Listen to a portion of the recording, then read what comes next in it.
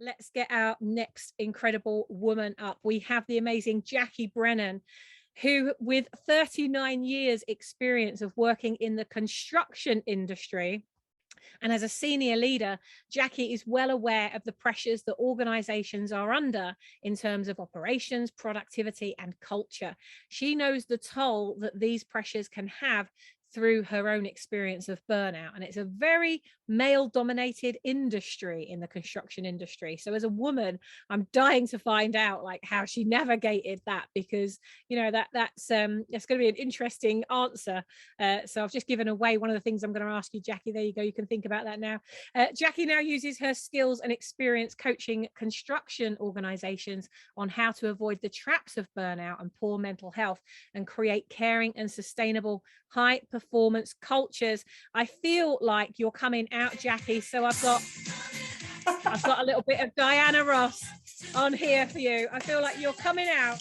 You are making ripples and waves in the construction industry.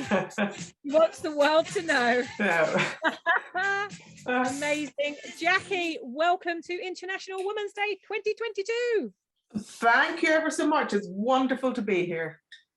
Now then, my darling, I really want to know, and I've given you a little hint there, like, how the heck does a woman go through and navigate such I mean, I grew up in a very male dominated industry, but yours is like pretty much 100% masculine. No. How did you get through that as a woman? Do you think is that partly what contributed to your burnout?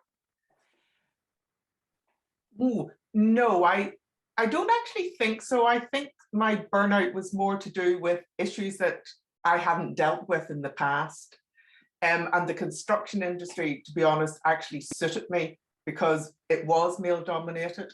I didn't have to show, in fact, emotions were not wanted at all, which suited me down to the ground. And also during my construction career, and I've told you this one, that I moved house nearly 40 times, moving around, I mean, fully packed up, move around. So you lose touch with family and friends and that. So the construction industry that I worked in became my family. And there's people in your family you get on with some, you don't get on with others. But it just suited me. I never actually seen it as a challenge for some reason, even though on most of the positions that I took, I was the first and only woman in those positions. But I don't know, it was strange. I just seemed to take it in my stride. I enjoyed it. I loved construction. I still love construction. Well, it's great that you get to continue doing what you love in the industry that you love to be in. Jackie, I was really surprised that Jackie joined the Impactful Income Mastermind. I think, was it last week? yeah, after Ripple Fest, I don't even think it's 2 weeks yet. And during the first Kickstarter call, Jackie shared with me the really downside that I'd never even considered it, the mental health in construction, because from the outside you've got these big burly men. I know that's very generalizing, but they're strong men. They're on building sites, they're working in construction. You don't tend to think of those men having mental health issues, but you told me that suicide rates are the highest of any industry in construction. That shocked me. You said that 2 workers per week die from suicide. Oh no, per day. Was it per day? Per day. Construction or suicide now kills more construction workers than falls from height. And globally it's an average of 2 per day. And in the UK, it's 3 times the national average. It's horrendous. Wow.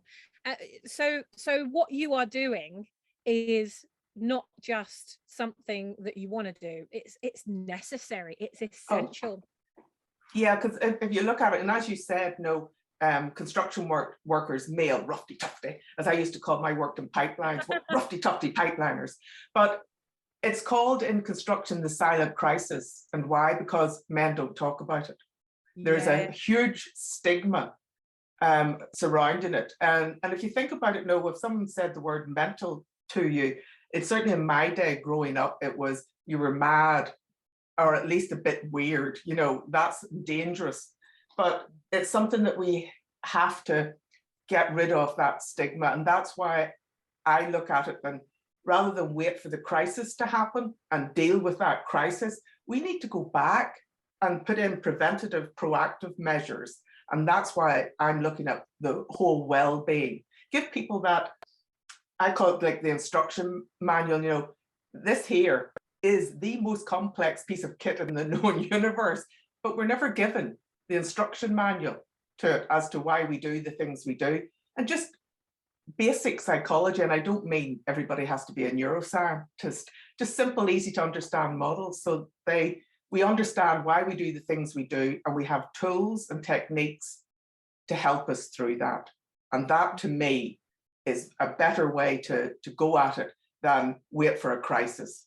And then what? I mean, it's shocking. It is that we've got into the position we're in.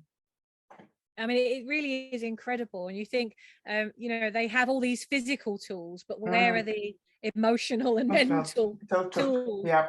Yeah, it sounds like you have a big movement to build, my darling, and it's not just in the UK. I mean, this is happening all over the world.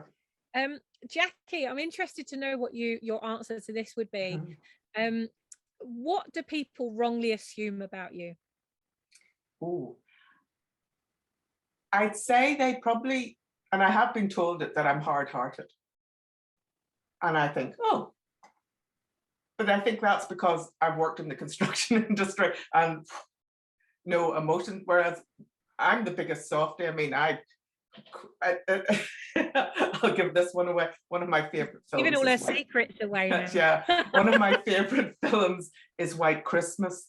And honestly, for up until probably 5 years ago, when the general appeared at the top of the stairs,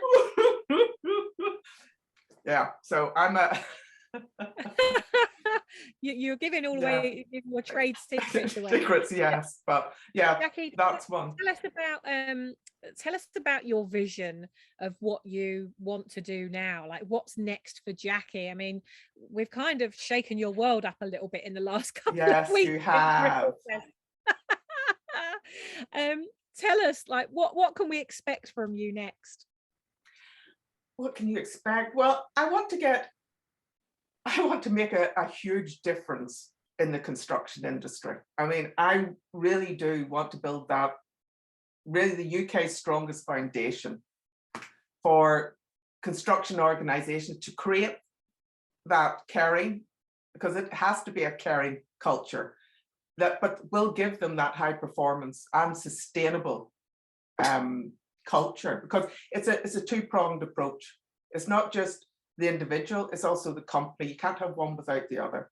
And I want that to be at the core. I want well-being to be at the core of every construction organisation, so that we don't continue to face this crisis that we're in at the moment. I love it. I love what you're doing. I love the heart that you have for it. It seems that we need to get you in at a governmental level to be a spokesperson for change in that industry, and I'm sure they won't be expecting a woman to stand up and be that person. That's it. No, because one of the things, and there's a lot of talk about mental health, but as I say, talk's great, but we need action. Because as we continue to talk, the stats are getting worse. We need action. We need proactive preventative measures put in place. Awareness is great. Yes, excellent. Raise the awareness, raise the profile, but we need to take the action as well. Yeah, we've got to take the action that gets the traction. Jackie, I love you. I feel like I've known you for so much longer than I actually have known you. You're with us every morning, 7 a.m. We're meditating every morning. How can people get in contact with you to continue the conversation? So LinkedIn, I will have Jackie Brennan at LinkedIn. I'll put my details in the chat. Fantastic. That's brilliant. Give it up for Jackie. She is changing the world. Construction company at a time, and I'm sure it's going to create enormous ripples